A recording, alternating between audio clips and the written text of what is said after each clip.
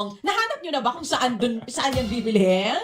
Hinahanap ko pa rin hanggang sa Hindi ngayon. ka nagtiis, nag-post ka, ha? Hindi ko nalaman mo. Hindi ako nakatiis. Okay. Napapost ako. Sorry po. Ito with all due respect naman ang post ko. Anong sabi ko nga sa kanila, Okay. ang sabi nila, 500 pesos daw ang kailangan para sa Noche Buena. Tanong lang po, Ang sabi, pwede na raw yun. pwede na raw ang 500 pesos. Ang tanong ko lang po, saan po yan palengke bibilhin? Kasi makikisabay na kami para kami makatipid. Hindi sinasabi naman na hindi lang daw branded yung mga spaghetti noodles sa bibilihin mo. Oo. Pwede kang bumili ho ng ham. Oh, ito. Sabihin ko mismo yung sinabi ng DTI. Okay. DTI price guide mga kapatid, 170 pesos, pinakamurang 500 grams ng ham. Okay. 250 grams ng spaghetti noodles sa halagang 30 pesos. At may spaghetti sauce daw na 48.50. 48 pesos and 50 centavos. Sa sachet Oo, siguro. spaghetti Okay. sauce. Okay. Tapos, Aha. maaari pa kayong magdagdag ng macaroni salad na may mayonnaise at cheese. Okay. Pero ito daw 500 pesos ay for member 4 or less pa. 4 or less. Pero nung sinabi ko ito sa akin, Siguro ho, baka yung 4 or less, si nanay, si tatay, tsaka Dalawang anak. sanggol nakakapanganak lang. hindi pa kumakain. Wait lang, sabi, may nag-post nga, kaya naman daw to. Okay. Oo, Sige. patayin lang daw yung CCTV sa mga supermarkets, kaya daw to. Meron pa isa nagsabi din, Okay. kaya din daw itong 500 pesos. Okay. Taong 1977 daw. Sige. Oo. Kayo ba kaya? Dali lang. Ang sabi ni ito, Itay ito dito. lang, ito Oo. lang sa akin dito, no? Bago ho tayo magbigay po ng importante mga mensahe. Ang tanong lang ho natin dito, bagamat debatable po ito, Aaron, no? Direk Joey, Ma'am Jen, at kay Gil. Si Gil pa lang, madaling araw, naabutan ko before 4 o'clock. Ay, dati nga napagkamalan ko yung snatcher dito. Hindi nga totoo. Sobra ka naman. Bigla kasi ako, bigla kasi, naglalakad kasi alam mo, ako noon. ang snatcher medyo slim. Kasi paano makakatakbo? Ang snatcher, Hindi nga. mabilis tumakbo. Kasi- Paano makakatakbo Di kung... ba madilim dito sa parking natin? Naglalakad ako. Sobra ka Bigla naman. sabi, Sobra ka naman. bigla kasing sabi, Chacha. Ay, ginagulat ako. Oh. Snatcher ng agad eh, ginulat ka lang. Sobra ka naman. Ikaw hindi totoo yan. Ano? Meron ako mga nakitang snatcher na ganyan. Lalo sa Divisoria. Sobra. Ikaw talaga. O sige, tuloy mo na. Sa Noche Buena tayo Anyway, Oh. asan na ba ako? Ayun nga. Pinutulo mong ating... Pati, ito talagang gobyerno to. Pati Noche Buena natin gusto nila substandard. Okay. Di ba? Tama mali. Substandard na nga yung mga infra projects. Pati kakainin namin sa Pasko, gusto nyo substandard. Baka smuggled. Oo. Ayun ako. Anyway, ito lang sa akin dito Opo. Kasi nga debatable po itong isyong ito, no? Depende po naman yan, no? Sabi nga kung saan kang supermarket bibili, etc. At kung gaano kayo karami sa pamilya at kung meron ka na bang panggisa, meron ka na bang sibuyas. Kuday. Anyway, Diyos okay. Kuday. Ito lang sa akin dito. Para kay Secretary Cristina Roque, Opo. What's the point? Ano ang inyong gustong puntuhin dito? Bakit? Kasi hindi ba kayo nadadala? Panahon po ni Ruth Castelo, Duterte time, sinabi niya na yan. Correct, 2022. Okay? And that time, umani na po ng katakot-takot na batikos ang DTI noon at nahirapan sila sa pagpapaliwanag that time. So what's the point? Alam niyo, ang dami na hong sakit ng ulo at sinasalag ang Malacanang. Diba? Ang dami na Di ba hong tapos sasamahan pa ninyo ng ganito.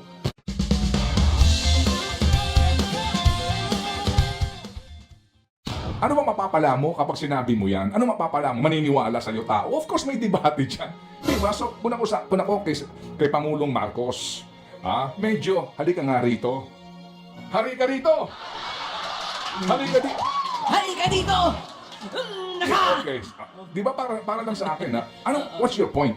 Anong gusto mong i-deliver dito? Paniwalaan kayo? Mukha pong, di ba? Anyway, so para po sa akin, sa akin lang po, kapag ganyan, na alam mo na magbibigay ng kontrobersya at malaking diskusyon, at doon sa mga kritiko ng gobyerno, binigyan nyo ng bala eh. Pagdadagdag pa kayo ng sakit Diba? ng ulo. Correct. Binigyan nyo ng bala, di ba? Opo, kapag ganyan kasi, ang cabinet secretary mo, hindi mo na kailangan ng destabilizer. Sila mismo, no? Kasi self-destruct. Hindi ba? Hindi ba? Okay. Alas 6. Tama. Sigurado ko nagalit si Inday. Sinabi ko yun sa nanay ko. Oo. Sabi ko, ma, ito naman pala sa Chibuena natin, 500 lang bibigay ko sa'yo. Dahil more than 4 tayo, bigyan kita ng 1,000. Okay. Ano? Ang dami agad sinabi ng nanay ko eh. Alam niyo ba kung magkano na ngayon ang per kilo ng sibuyas? Magti 300 pesos na po. Yes. Tapos itong DA gusto nila, starting today, di ba? Oo. 120 pesos daw. Mag-SRP. Oo. Kawawa na naman yun po yung retailer sa palengke. Anyway, Ay, ko alas po. 6:29.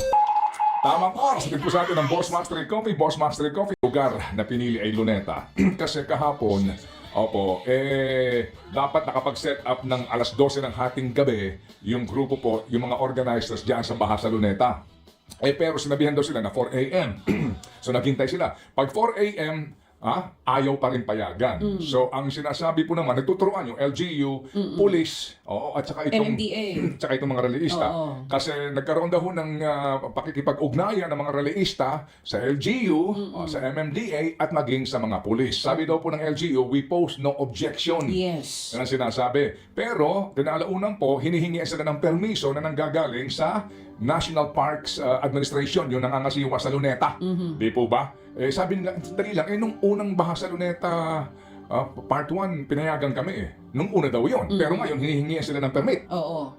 Yun ang pinagtataka nila. Bigla daw sinabi na no permit, no rally policy. Taliwas po doon sa naging naunang rally last September 21. Kaya nagkagulatan na ina-expect kasi ng mga organizers na kung ano yung naging procedure last September 21, yun din ang mangyayari for the September 30 rally. Parang nagulantang sila. Oo. Na parang ano ito? Ba't nagkaganon? So ngayon po mga kapatid kahapon, na sinasabi ho ng mga organizers, sandali lang ang MMDA nga, nagbigay nga dito ng mga pangangailangan namin, mga portalets daw. And yung PMP nung una, ganun din po naman ang umano ay napagkasunduan. Ang LGU, ano po, itong Chief of Staff ni Mayor Isko Moreno, mukhang na-dribble din sila. At sinasabi nga daw po, we post no objection. Okay? At okay lang daw po yan. Pero kinalaunan, sinasabi, doon kayo sa Liwasang Bonifacio kasi doon hindi na kailangan ng permiso. Okay, so dito ho, bottom line mga kapatid, ano po sa mga organizers din, ang leksyon dito, pinakamainam po, kumuha na kagad ng permit. Kasi nagkaroon ng butas Di ba? Legally, may dahilan sila kasi kinakailangan magpaalam kayo sa Luneta Management kasi labas sa amin yan. Kung aasa kayo sa LGU, yung LGU, sa akin lang po ito, malamang, may obligasyon sumunod sa mga utos. Di ba? Na para ho ma-disorganize yung rally, huwag pahintulutan sa Luneta nang mabulabog sila. Kaya ho kahapon, walang sound system na matino yung rallyista dyan sa Luneta. Kasi nga, hindi nakapag-set up po ng entablado Wala. Ang kanilang sound system, hindi mo na marinig. Anyway, so dito rin po naman yung pag-asa mo, pagsandal mo sa mga salita ng mga nasa gobyerno, mahirap sandalan yan, mahirap magtiwala dyan kasi kinalaunan, may legal ground naman sila na sabihin, asa ng permission, hindi ba? Okay, so yan po ang leksyon dyan kahapon. Nairaos naman nila at sa akin nga po kahapon ang aking panalangin, sana po walang anuman pong sinong masamaang, di ba, masamaang budhi na magsamantala. Buti nairaos po naman ito nang wala pong kaanuman pong kaguluhan. Yes, naging matiwasay pareho yung rally po dyan sa Luneta, maging sa EDSA People Power Monument. Yan din ang sabi ng DILG at sila yung nagpapasalamat din naman sa naging mapayapang kilos po ng taong bayan kahapon. Opo, hindi lang po consistent yung sinasabi ng LGU at ng mga pulis. Ang sabi daw po sa mga pulis, ay maximum tolerance, hayaan nyo sila. Yung pero, ni pagdiskarga ng drum set ng mga bata, ayaw payagan. Meron po yung mga visuals. May mga videos. Diba? So, iba ang ginagawa ng pulis sa sinasabi ng mayor's office. Okay? So, well, nangyari na po yan. So, ito ho, lessons learned. Alright, dito ho naman po sa EDSA, nairaos din po naman ito. And, well, dito po rin iba't iba hong mga personalidad po, no? Ang nakilahok. But ang bottom line dito is the message, mga kapatid. Mensahe po na naiinit na rin po ang marami dito nga po sa ating hinihintay na hustisya, pananagutan, and restitution. Mamaya po, kung meron po tayong sapat pang panahon, mga kapatid, meron po lamang tayong babanggitin na ilang pong mga dapat huwag natin kaligtaan, girl, Kasi ang Malacanang kahapon nag-issue po ng official statement, no? Na we feel you. Tama? Ano sabi nila? We feel you. Nararamdaman daw nila nga na tayo'y galit na at naiinip na. Yun ang sinasabi ng palasyo. Opo. At ang sinasabi nila, sandali lang, sabi ni Auntie Atty. Claire. Oo. Naiintindihan namin, naiinip kayo, pero we have to follow due process. Tama yan, At dito nga daw po sa inyong kagustuhan na ang mapanagot dito ay yung pong mga dambuhala, yung mga balyena, yung mga dinosaur, kumbaga, hindi lang po buhaya, yan daw po kinakailangan dumaan sa proseso. Tama yan, naiintindihan natin yan. Kailangan ng due process. Opo. Yun ang sinasabi ng Huwag palasyo. mamadaliin kasi nga baka bulilyaso yung kaso, madismiss lang. Tama po yan. Pero, meron lang po tayong napapansin, na para bagang may mga, hindi ko alam kung sinasadya ba o baka tahimik lang na tinatrabaho, para may mga nakakaligtaan. Na yung nakakaligtaan ay siya ho naman ding magduduktong doon sa mga dambuhala na nandidiyan sa may Pasig River. mamaya po bigyan namin kayo ng halimbawa kung bakit itong ICI na ito o maging ang tanggapan ng Ombudsman, wala pa po nababanggit, at maging ang Senado, na mukha pong hihinto muna yata pansamantala sa kanila pong hearing sa Blue Ribbon, ay para bagang hindi pa rin po isinusulong itong anggulong ito na siya ho namang mag-uugnay sa ilang pang matataba at dambuhalang isda. Mamaya po yan, Oo. abangan po ninyo. Aba, biniti mo na naman kami. Akala ko ngayon mo na sasabihin lahat yan. Mamaya na kasi alas Pero sa 6. bagay, ako ay, kumbaga, isasalamin ko yung sinasabi ni Auntie Claire. Ano sabi niya? Sabi niya nga kasi, naiintindihan po namin, naiinip na kayo. Naiinip na rin kami sa sasabihin mo eh. Pero mag-aantay kami. Hintayin mo yan. Sana nga po Hihintayin ko. mamaya magkaroon po tayong sapat na panahon. Kasi nga today mga kapatid meron po tayong magagandang balita, meron tayong mga follow-up po sa ating mga nabiyayaan po ng tulong mula pa rin po sa ating mga Happy Anonymous. And also, of course, nandiyan po si Brad Jeffrey Scopino sa ating Yes. Tatay Brad. At importante mga panayan po sa mga isyong pambayan. But definitely po, tuloy ang Pasko. Wala pong postponement ito. Wala Rain makapipigil. or shine. Tuloy po ang Pasko. After all, sa lahat po ng ating mga suki o lalo ng mga uri manggagawa, kaya po naman po natin magkaroon po kahit pa paano po ng Noche Buena.